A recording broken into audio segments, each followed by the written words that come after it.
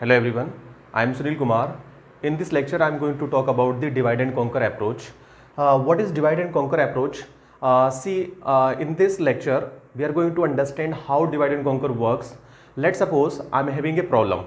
Let's suppose I am having a problem of n numbers. Let us assume. So let's say this is the problem of n elements. And if I try to solve this problem, so maybe I am not able to solve this problem. So because this problem is big problem. So what divide and conquer does? So divide and conquer divide this big problem into smaller problems. So let us assume, so it is dividing into two parts, let's say. So this is dividing into two parts. Now if I again see, I have divided a large problem into two parts. Now if I try to solve this problem still I am not able to solve, and I am treating this problem as a big problem still. So again I can apply divide and conquer technique over this problem. So this problem is basically of n by 2 elements, and this is also n by 2 elements. If I have divided this n elements problem from the middle. So this is n by 2 elements problem, this is also n by 2 elements problem. Now what I can do, if I think this is also big problem, so what I can do, I can again divide this problem into two parts or more parts. It is not necessary you have to always divide into two parts. So now again you can divide into two parts. Now you can solve these smaller problems and this smaller problems.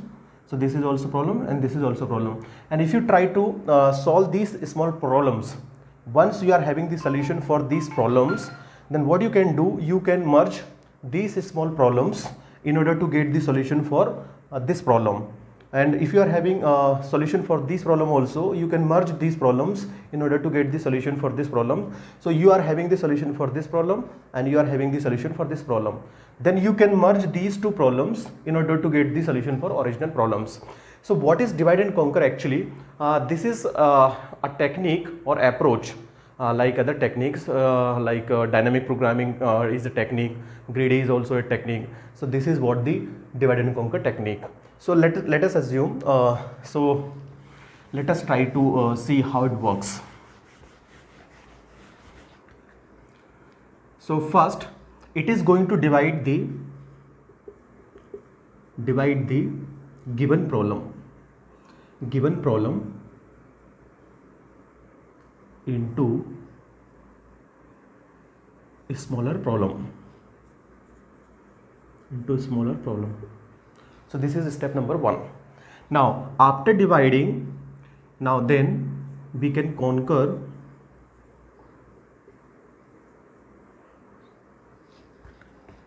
and force the sub problem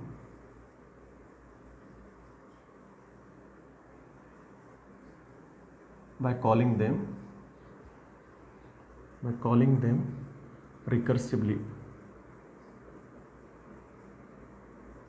to get the solution for these smaller problem.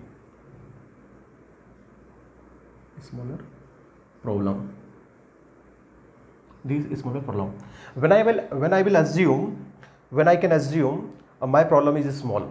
Let's say if array contains only one element, then one element problem is already a small problem, and I cannot I'm not supposed to do anything with that.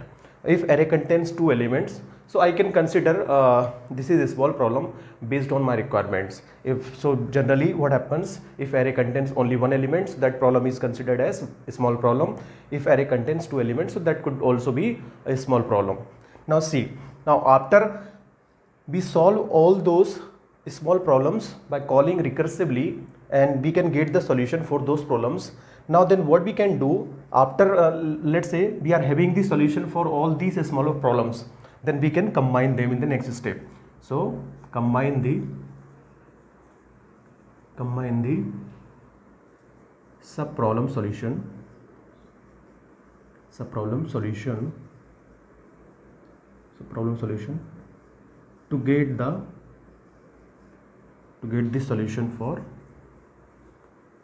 to get the solution for original problem.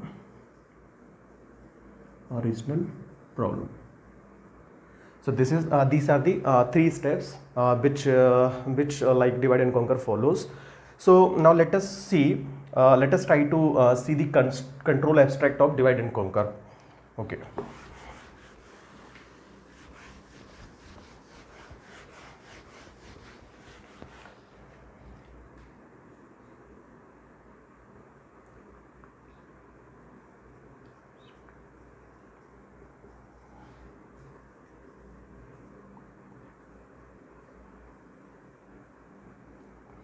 Let us assume I am applying divide and conquer approach on an array, and so in this array P is my starting index and Q is the last index. So let's suppose now this is my problem. Let's suppose it contains n elements problem. So this is what? So this is starting index 0 and this is, let's say, n minus 1 index. So this is index number P and this is index number Q. So let's suppose if array contains n elements, and then I'm passing that array as an arguments, and P is the starting index and Q is the last index. So what I'm supposed to, first I have to check the condition whether this is big problem or this is a small problem according to the divide and conquer approach. Means if it is a small problem, then I can simply return the solution for those. I don't need to do anything for a small problem. So how to check? Let's suppose if array contains only one element, then what would be the situation? What would be the scenario? Let us see.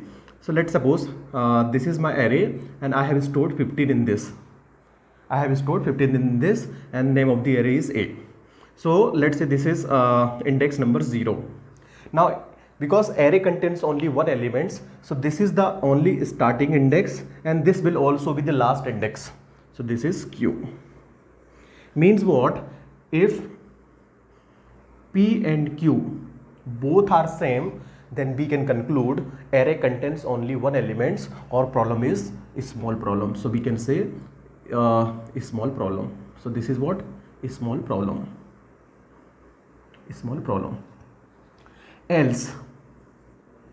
Else means what?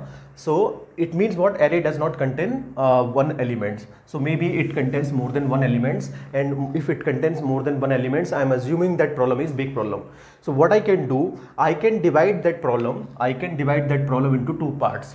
So how to divide that problem into two parts? So let us calculate the mid value. So how to calculate mid value? So let's say this is, I have declared one variable called int mid. So now how to calculate mid value? So first index value plus last index value divided by 2. So this is what mid can be calculated, P plus Q divided by 2. So in this way I can calculate the mid. So once I have calculated mid, now I have divided this problem into two parts. Initially I had problem of n elements, but this time I am having the problem of n by 2 elements problem, and this is also n by 2 elements problem. So now previously I had to solve n elements problem, but now I have to solve n by 2 elements problem, then I have to solve n by 2 elements problem. Once I will have the solution for n by 2 elements problem, then I can merge both. So in order to get the solution for n elements problem. So see, so what I will do again, I will again apply divide and conquer technique on n by 2 elements. So let us apply divide and conquer approach on input will be this is my array this time. Now what is the starting index in this? So P is the starting index, and what is the last index? So last index is nothing but, let's say this is mid. From mid up to mid I am applying divide and conquer. So this is what? Mid. So I have applied divide and conquer technique from P to mid. So from this particular part. So now I have applied already here. Now I need to apply divide and conquer technique over here. So what is remaining portion? So this is, let us apply divide and conquer. So divide and conquer. Now so I have already applied up to mid. So next would be a mid plus 1. This is my starting index. Now this will be my starting index because next index. So mid plus 1, and last index would be Q. So this is what? Last index. So once I will have solution for this particular part, and once I have solution for this divide and conquer technique, then I can simply combine. So next would be you can simply return A after combine. So this is what the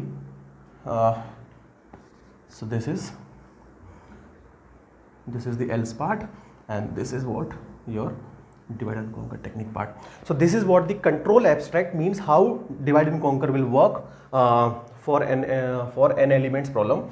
So see, let us try to write the recurrence relation for this particular problem. How to write the recurrence relation? Let us say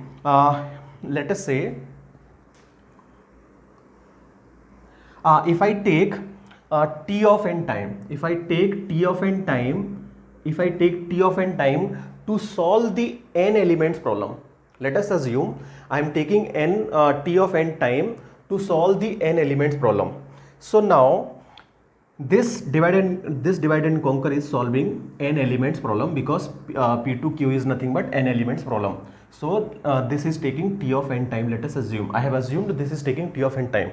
Now if you observe, this problem is solving half problem. This problem is solving n by 2 elements problem. So how much time it will take to solve the problem? So it is going to take t of n by 2 time. Similarly, after completion of after solving this problem, I will have to solve the next problem. So this is again taking how much time? It is again taking n by 2 it is solving n by 2 elements problem. So it will take again t of n by 2 time, t of n by 2. So see, once I will have solution for this and once I will have solution for this, so I have to merge. So means merging will also take some of time, and here I have divided the process. I have divided also. So divide will, this is, you can say, dividing time. This will be the dividing time. Now, so this is nothing but you will return after merging. So this is called, let's say, merging time. So this is not actually merging time, but after merging you are returning. So this is just constant time, but after merging you are going to, so this divide and conquer will take merge time also. So now this is what t of n by 2 time is for solving the n by 2 elements problem. So this is what n by 2 problem for solving. Now this is for again t of n by 2 elements problem. So this is t of n by 2. Now we are dividing also. Let us assume for dividing it is taking f of n time, f of n one time. This is for dividing. So let's say this is for dividing. So it may be constant or it may be any any time. So now let's say after dividing, after solving, we are combining the problem. So let's say f of 2 is nothing but f of 2 of n is what? So this is what? Combining time.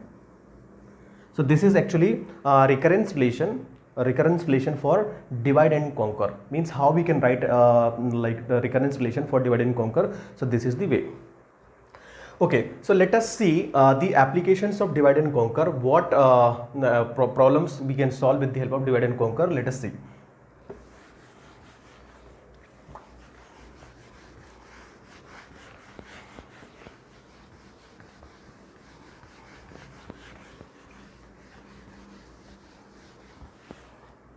So let us write next topic, applications of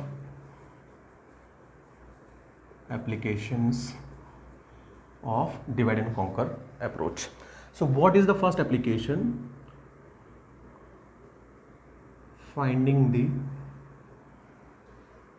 maximum and minimum element in the array.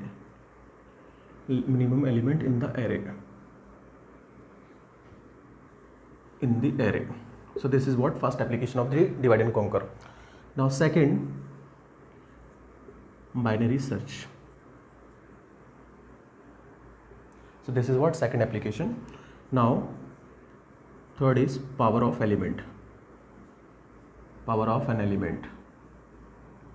So this is what third application. Fourth application, so let's say this is merge sort. Now with this quick sort. Now next is selection procedure,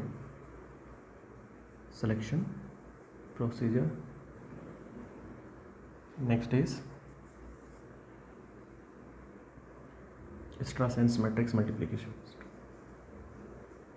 sense matrix multiplication,